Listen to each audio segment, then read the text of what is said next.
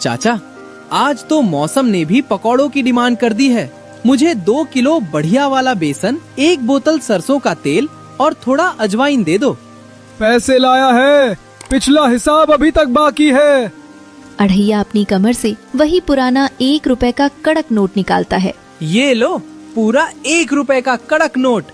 इसमें से अपना पैसा काटो और बाकी का मुझे छुट्टे दे दो।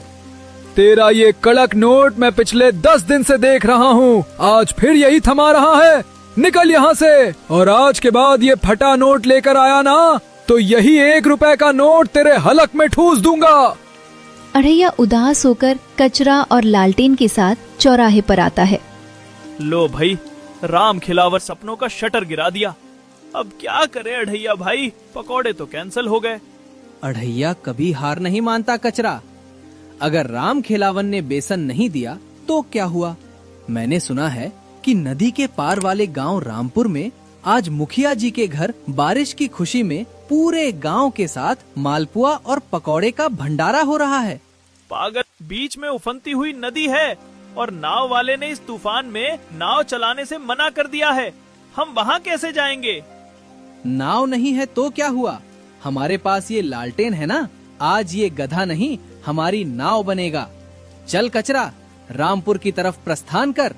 पेट की आग के सामने इस बारिश का पानी कुछ भी नहीं। अढ़ैया पूरे जोश के साथ बारिश में नदी की ओर चल पड़ता है। कचरा भी डरते डरते उसके पीछे चलता है। चलते चलते अढ़ैया, कचरा और लालटेन गधा तीनों नदी के किनारे आ पहुँचे। उफान मारती नदी और उसके तेजी से बहते पानी को देखते ही कचरा की तो जैसे हवा ही निकल गई। अढ़ैया भाई, तुम सच में पागल हो गए हो। इस नदी को देखो, इसमें तो हाथी भी बह जाए। हम मालपुआ खाने जा रहे हैं या यमराज के यहाँ डिनर करने? डरपोक कहीं का। हाथी इसलिए बह जाता है क्योंकि उसके पास मेरे जैसी इच्छा शक्ति नहीं है। तू अपनी आंखें बंद कर और अपनी नाक खोल। क्या तुझे वो महक नहीं आ रही? आहा, वो देखो, मुखिया जी के घर कड़ाही में मालपुए चाशनी में गोते लगा रहे हैं। वो मुझे पुकार रहे हैं। कचरा, आओ अढ़ैया, हमें बचा लो। मैं उन्हें ऐसे उबलते हुए नहीं छोड़ सकता। पर हम पार कैसे जाएंगे? ये गधा हमें अपनी पीठ पर बैठाकर नदी तो पार नहीं करा सकता। गधा नहीं कचरा, आज से ये हमारी पनडुब्बी है। लालटेन, अपनी ड्यूटी के लिए तैयार हो जा। लालटेन गधा घबराकर पीछे हटता है और हैंचू हैंचू करते हुए नाव में सिर हिलाता है। देख लालटेन, उस पार मालपुए के साथ ताजा हरा चारा भी होगा। कर मेरे भाई। बिना एक भी पल गवाए अढ़ैया ने कुछ नहीं सोचा और अपने भारी भरकम शरीर के साथ उफनती नदी में जोरदार छलांग लगा दी। अढ़ैया भाई डूब गए, पकौड़ों के चक्कर में शहीद हो गए। हे भगवान! अरे ओ कचरा, इधर देख, मैं डूबा नहीं हूँ। उसे देखकर कचरा की आंखें फटी की फटी रह गई। सामने का नजारा ही कुछ ऐसा था। अढ़ैया पानी में किसी बड़ी सी रबर ट्यूब की तरह तैर रहा था और लहरों के बीच उसका विशाल पेट किसी बड़े गुब्बारे की तरह पानी के ऊपर तैरता हुआ नजर आ रहा था। देखा कचरा, भगवान ने मुझे ये पेट ऐसे ही थोड़ी दिया है। इनबिल्ट लाइफ जैकेट है। आजा, कूद जा और लालटेन को भी खींच ला। अढ़ैया को इस तरह मजे से तैरता देखकर लालटेन गधा प्रभावित हो गया और उसने भी नदी में छलांग लगा दी। गधा भी बहुत अच्छी तरह तैरने लगा था। उधर डर के मारे कचरा ने चुपचाप गधे की पूंछ पकड़ ली और वे तीनों एक साथ नदी पार करने लगे। नदी के इसी किनारे इस पूरे हंगामे से बेखबर मंगरू मछुआरा छोटी सी नाव पर खड़ा मछली फंसने के इंतजार में पानी में कांटा डाले हुए था। हे भगवान, सुबह से एक भी छोटी मछली नहीं फंसी। आज तो लगता है भूखा ही सोना पड़ेगा। तभी मंगरू का कांटा जोर से खिंचता है। अरे बाप रे, फंस गई। लगता है कोई बहुत बड़ी टेंगरा या रोहू मछली फंसी है। आज तो दावत होगी। मंगरू ने पूरी ताकत लगाकर डोरी अपनी ओर खींची, पर पानी के अंदर वो कांटा किसी मछली को नहीं बल्कि तैरते हुए अढ़ैया की धोती के पिछले हिस्से में फंसा था। कौन है? ये पीछे से मेरी धोती को कौन खींच रहा है?